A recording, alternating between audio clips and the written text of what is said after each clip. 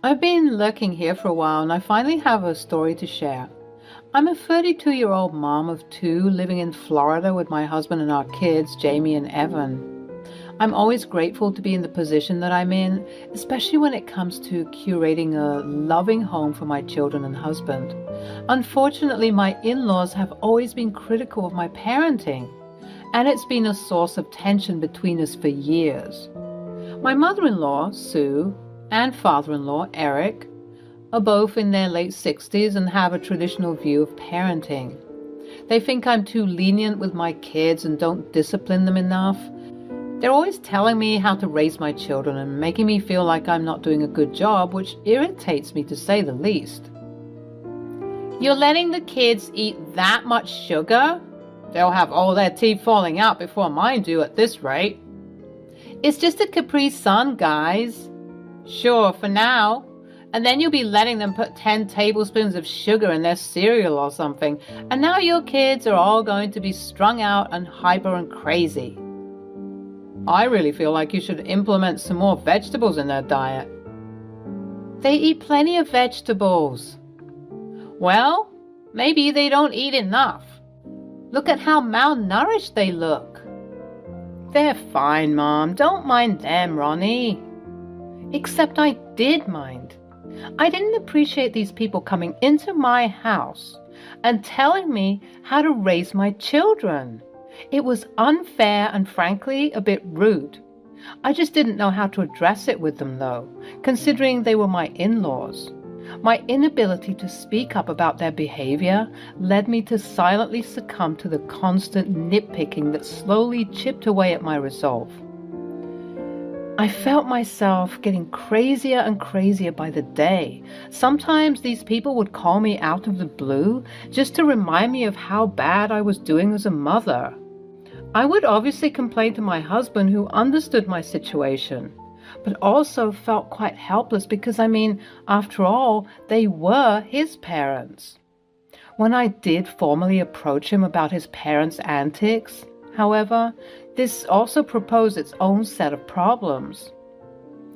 I just feel like I need you to support me a bit more. It seems like I'm the only person fighting for what I believe in, and you sitting there not doing anything isn't helping. I get that my parents can be a bit annoying, but that's what they do. They're grandparents. They're going to do this kind of stuff. You're just scared to approach them, that's all. That's not true. It is true, and you're just afraid to admit that. You're afraid of going against your dear parents for the sake of your wife and kids. You're delusional, Ronnie. That's the furthest thing from the truth. What if I agree with them sometimes? Excuse me? Sometimes they have a bit too much screen time. Before we had kids, we talked about screen time. Even going as far as to remove the whole concept of having a TV or accessible phones and iPads, and now it seems like that's all they use. Okay, but why are you acting as if I'm their only parent? If you feel like they have too much screen time, which is only 4 times a week for a total of 8 hours, by the way, why not communicate that with me? Why is it that even though they have their dad in their lives, he isn't even here? I am here. I do things. Oh yeah? Like what? Pray tell me. Well, I pay the bills and I play with them sometimes. Being a parent is way more than just paying bills, Phil. If I knew that this is what you were going to say, I would have seriously considered having children with you in the first place. Wow. Yeah, I said it. It's way more than doing those things. You constantly forget their birthdays and their sports events. You don't even read them a story before bed. And you don't even care for them when they get a cold or when they're upset. I am the one who is picking up all the slack, and it's unfair. Enough. You will not continue to disrespect me in this house. You know that I'm a good dad. But you're too selfish to see that. We went back and forth for a bit more, both of us clearly unable to see eye to eye. Needless to say that after this argument, there was some tension between us, which was only exacerbated when this happened next. As I mentioned previously, I was getting tired of the constant belittling and micromanaging. This type of behavior would obviously lead someone to lose it. And oh boy, did I lose it this one afternoon when Sue and Eric decided to make their infamously unexpected visits, which were a veil for getting a chance to berate me and judge my parenting, mothering skills. Darling, are you sure that the kids should play outside at this hour? They'll get burnt. It's too hot. That's why they have sunscreen, Sue. And besides, it's not for too long, just 30 minutes or so before they need to take their evening baths. But still, gosh, why do you always insist on being a terrible mother? We're just trying to help you. Help me? Yes, Veronica, that's all we want to do. I appreciate all the help, as unsolicited as it might be, but I think I'm good, thank you. If I need advice, I will ask for it. You see, Sue, I was telling you I didn't like that mouth of hers. She's always so smart and curt. I'm sorry you feel that way. It's just a boundary that I have expressed, and it appears as though you're offended. Of course we're offended. How can you treat us like this? We came over because we missed you and the kids? And this is how you talk to us? No, you came here because you were bored. And you wanted to belittle and micromanage my parenting skills. What? That's preposterous. Did you hit your head or something? How could you even think that? Just wait till Phil gets back home from work. You'll be sorry for speaking to us this way. We're just trying to help you. Help me with what? I'm doing a fantastic job as a mother, and I'm sorry that you can't see that. I think you two are speaking from a place of privilege. You only had Phil as your son, and you adopted him when he was 10. So if I'm being honest, you have never experienced what it's like to take care of children who are under the age of 10. Jamie and Evan are both 8 and 6, and it's a lot to deal with. So I don't think that either of you are in a position to tell me how to parent. This effectively shocked them.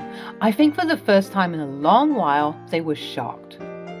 Of course, my victory over them was short-lived because self-righteous people will always have something to say. Even when they have nothing to say that is of any substance or value, the argument continued. Well, I've never seen this type of behavior. What is wrong with you? Have you no shame or respect? Were you raised in a barn, young woman? You will apologize to us this instant. You'd be surprised to hear that I subscribe to the belief that people should only apologize when they're genuinely sorry. And unfortunately for you two, I'm not even the slightest bit sorry for the things that I said because it was all true. You'll be even more shocked to discover, however, that these are the same principles I'm instilling in Jamie and Evan. They both gasped with such intensity, I swear I thought I was in a soap opera. You think you're smarter than us, wiser than us? We're older than you, and therefore we know what's best. Let me call Phil right now, actually. Call him. You think I care that it's 3 against 1? I don't care. I know that I'm right for whatever reason you guys cannot admit your faults and shortcomings. I promise you, you won't combust if you say, I was wrong, Veronica, and I'm sorry. Huh? Us? Apologize to you? For what? For being awful grandparents and in-laws. Awful? Us? You're crazy. You think this is crazy? Just wait and see. As I stomped out of the room to cool down my emotions, I started to ponder. I knew that no amount of words could sway them from their soapbox. They needed something to physically knock them down and ground them back into reality and the real world. I began pacing, all the while watching my children from the window to make sure that they were okay. And then it hit me. I immediately walked back to the dining table, where it looked like Sue and Eric were getting ready to leave. Where are you two going? You think you're going home? Well, it seems like our advice and help aren't appreciated here. So we're going to take our privilege elsewhere, thank you. Oh, no, no, no. You two aren't going anywhere. You're going to stay here. I'm going to step back and let you guys do all the parenting that you didn't get to do, but so desperately wish to instill in Jamie and Evan. What? Yep, maybe it's time for me to be civilized, since I was raised in a barn after all. I didn't mean that, Veronica. You know we were heated. So obviously it's time to act prim and proper like you guys, right? So please, by all means, stay the night and take over as the best parents for your grandchildren. But we don't have clothes. And toiletries. Not to worry. I'll call Phil and tell him to stop by your house on the way. He can bring those things for you if need be, and you can buy toiletries at the grocery store. Actually, let's go there right now, and we can bring the kids. Since we all know how well-behaved and good kids can be in the grocery stores, all of that won't be necessary. Come on, kids, we're going to the store. When they heard the word store, they immediately dashed inside, covered in dirt and dust, their smiles beaming from ear to ear. But any mother would know that those smiles were hiding some devilish intent to wreak havoc in the store. Unfortunately for Sue and Eric, they had no idea what this meant. We arrived at the store, and that's when I decided to say, Jamie, Evan, Gammy and Pop Pop are going to play a game with you, okay? They're going to pretend to be your mommy and daddy for a while. So right now, I need you to go inside the store with them and pretend that they're like your real mommy and daddy, okay? The kids nodded with excitement, ready for the chaos and destruction, and they sprinted inside the store. Are you sure about this? Oh, I'm positive. Go ahead and pick out what needs to be picked out.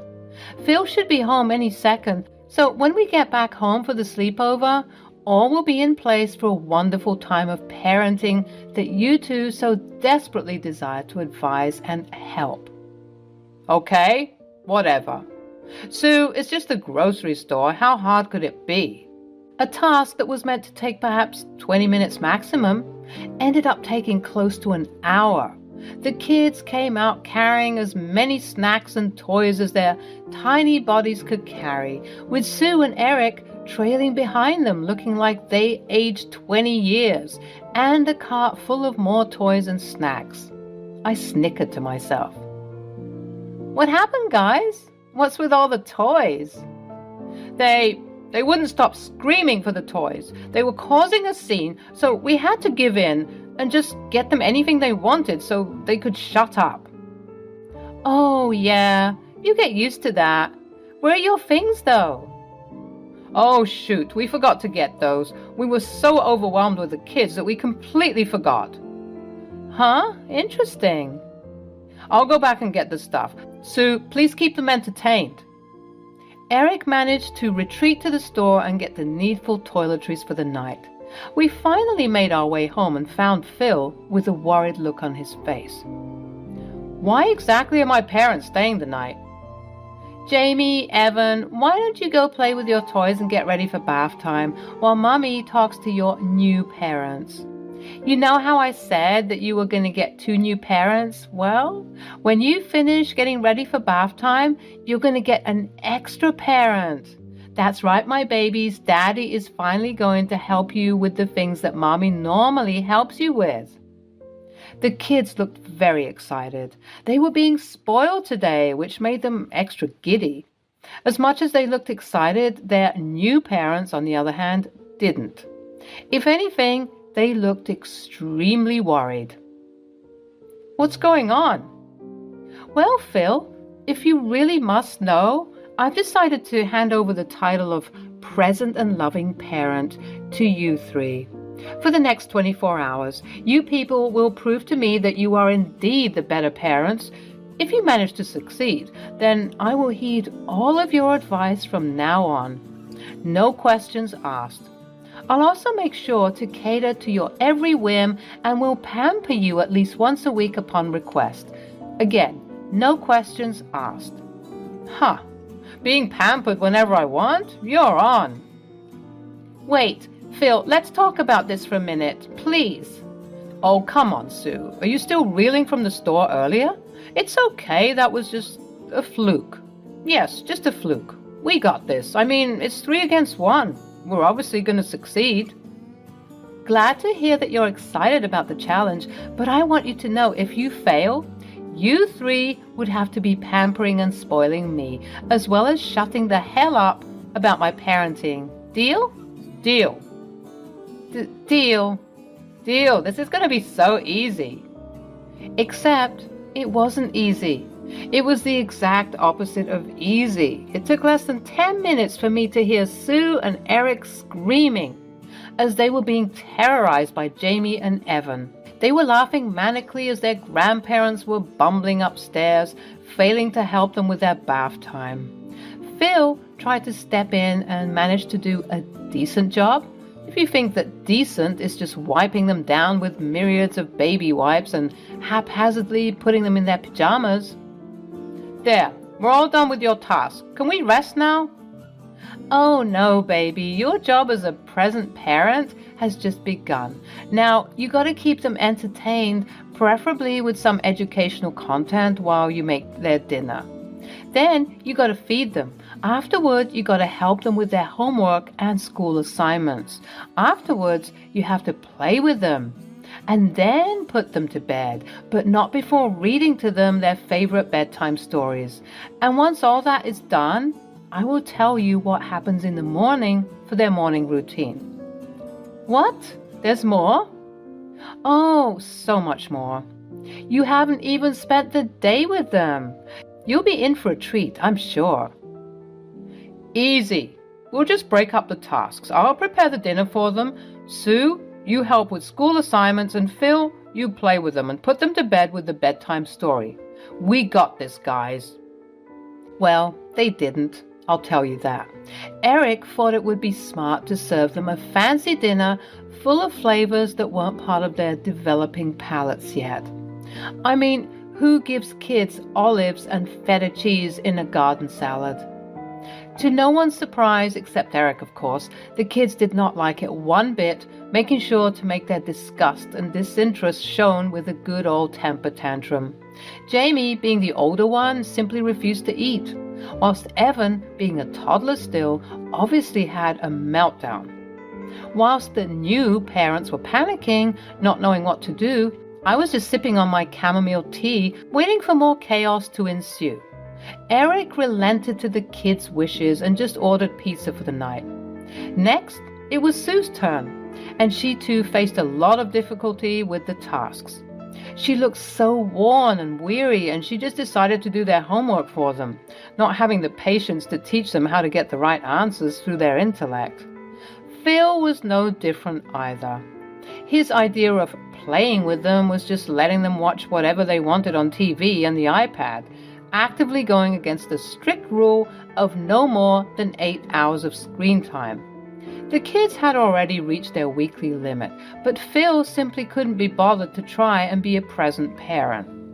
Didn't you say that they had too much screen time? Today's different. They've been too hyper. Maybe sitting still in one place and gazing at a screen would be good for them. Terrible logic, but okay. Look, I'm doing my best, okay? Well, now it's time for bed. So go and do that, please. I could hear Phil wailing and whining alongside his difficult children as they were way too hyper to go to bed.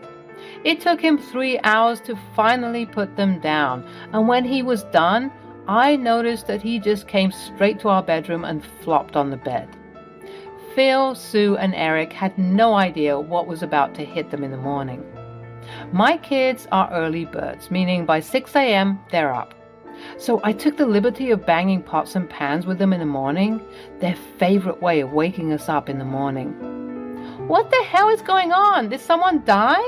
What's with all the commotion? At 6:15 in the morning. Oh, good morning, sleepyheads. I'm sorry. Turns out Phil and I forgot to mention that this is our kids' favorite way to wake us up in the morning sometimes. Phil knew about this and didn't think to tell us? Must have slipped his mind. He's learned to ignore it and sleep right through it, though. Not on my watch. Sue proceeded to wake up Phil and bring him to the assembly line. Today's tasks are going to be a lot of fun. First, you got to get the kids to do their morning reflection, meditation. Evan in particular hates this, so you have to convince him to be good. Then you can get them a healthy snack before they bathe for the day. Afterward, you have to make them their breakfast. After eating, you're to go to the park with them for some playtime. When you decide to come back home, you can bake some cookies with them since they take those snacks with them to school. Afterwards, you need to prepare their lunch and clean their rooms and bathrooms. When you're done with that, you have to clean up the living room because... Okay, enough. We get it. It's a lot to do, but I, for one, can't do any of those things.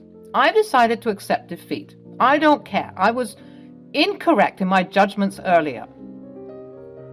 Oh, you want to quit?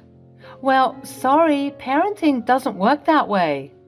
Please, Veronica, when will you stop torturing us? It hasn't even been 24 hours. I'm tired. I don't want to do this anymore. Well, if the other two agree, then we can end this game of pretend. I too wish to throw in the towel. I have way too much work to do, and just the thought of completing half of those tasks has given me a migraine. Eric? Exactly. You three have made it a point to treat me like crap and call my parenting and mothering awful when you three combined couldn't even complete 24 hours of active and present parenting. You're all pathetic.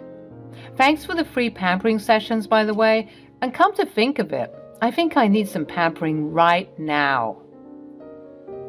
The day ended with 3 very grumpy people begrudgingly accepting defeat and pampering me all weekend. Revenge never felt so good.